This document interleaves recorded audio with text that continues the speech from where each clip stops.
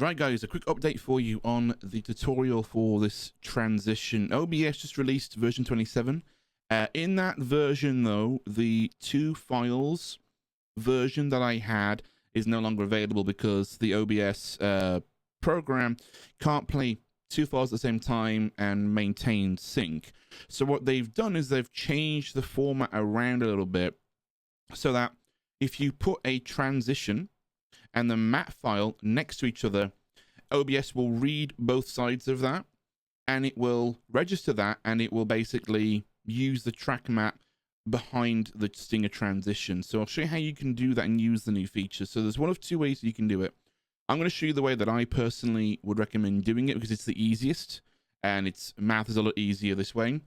So with your two files, your transition Stinger file as well as your mat file, you can either do this inside of your original project file or export out the transition and the mat file and then bring them back in if you want to. It doesn't really matter, it's your choice. What you want to do is make a new timeline and use custom settings. And the format, make sure it's the same frame rate of 60 frames per second. I'm going to change the resolution to 3840 by 1080. So what that will do is that will create a extra 1920 by 1080 screen next to each other. So you'll have two HD screens next to each other, two HD kind of previews next to each other. If I click create and it open, you can see this massively long and wide image here, this preview. And so what I'm going to do is I'm going to drag and drop our two timelines, or two transitions into the timeline, sorry.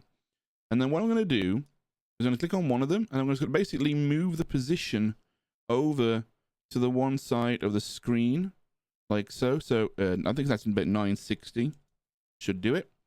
And the same here, so negative 960 on position X. And then what you'll see now is the transition will be side by side to each other. So when you have that, you then simply go to the deliver page. You can make this a Apple ProRes. Make sure it's ProRes 444. So this has transparency, export alpha underneath it. Or if you don't have QuickTime under ProRes, go to GoPro Cineform. Make sure it's set to 16-bit, so RGB 16-bit. Export alpha is ticked, and you click add to render queue, and then you pick a location, and then you click start render. Oh, that made sense, guys. And once again, I'll let you know if anything changes. But yeah, thanks for watching.